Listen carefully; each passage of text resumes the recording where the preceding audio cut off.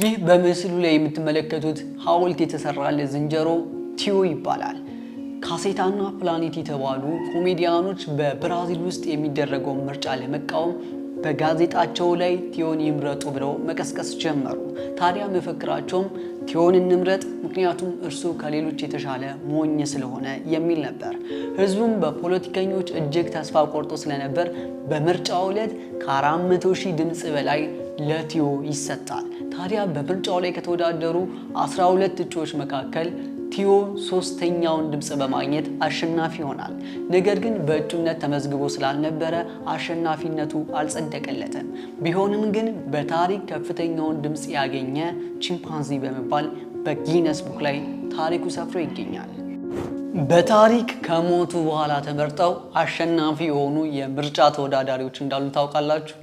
ሁለቱ በኮቪድ ወቅት የተከሰቱ ሲሆን አንደኛው ደግሞ ከዛ ቀደም ብሎ 2008 ላይ በፈረንጆቹ አቆጣጠር የተከሰተ ነው። ይህ በዚህ ጋር የምትመለከቱት ሰውዬ ዴቪድ አንታል ይባላል።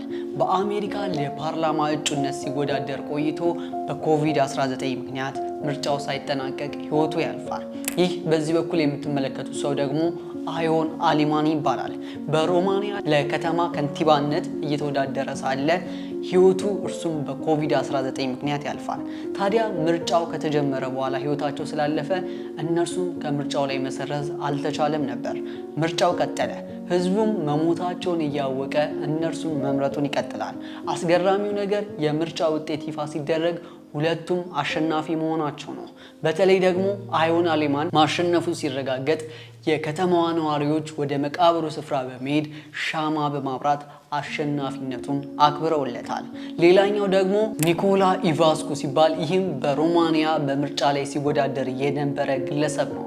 ይህም ደግሞ ምርጫው እየተካሄደ ህይወቱ ያልፋል። እርሱም እንደነዚህኞቹ ከምርጫው መሰረዝ ስላልቻለ በምርጫው ይቀጥላል። ህዝቡም መሞቱን እያወቀ እሱን መምረጣቸውን ይቀጥሉና አሸናፊ ይሆናል። ታዲያ ይህ ግለሰብም ህይወቱ ያለፈው በሳምባ በሽታ ምክንያት ነበር። ይህ ሰው ፓዋን ኩማር ይባላል። ይሄኛው ደግሞ ኔቱሻ ቴራን ይባላል። እነዚህ ሁለት ሰዎች በህንድ ውስጥ በ2019 በተደረገው ምርጫ ላይ አንደኛው በመራጭነት አንደኛው ደግሞ በእጩነት ተሳትፈዋል።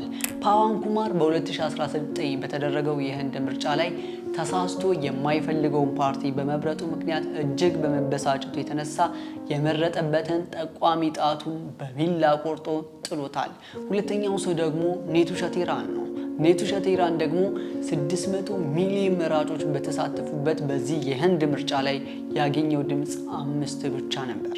ታዲያ የሚገርመው ነገር በዚህ ምርጫ ላይ የተሳተፉት የሱ የቤተሰብ አባላት ቁጥር 9 መሆናቸው ነው። በዚህ አስገራሚ ጉዳይ ላይ ቃለ መጠይቅ ሊያደርግለት አንድ ጋዜጠኛ ወደሱ ይቀርብና የቤተሰብ አባላት እንኳን ሊመርጡ አልቻሉም ብሎ ይጠይቀዋል። እርሱም እያለቀሰ ቤተሰቦቼ ልወቅስ አልችልም ሲል መልሷል። ይህ ሰው ቻርልስ ኪንግ ይባላል። የሊባኖስ ፕሬዝዳንት የነበረ ሲሆን በምርጫ ታሪክ ከፍተኛው በመጭበርበር የተገኘ ድምጽ ያለው ፕሬዝዳንት ሆኖ በጊነስ ቡክ ላይ ተመዝግቧል።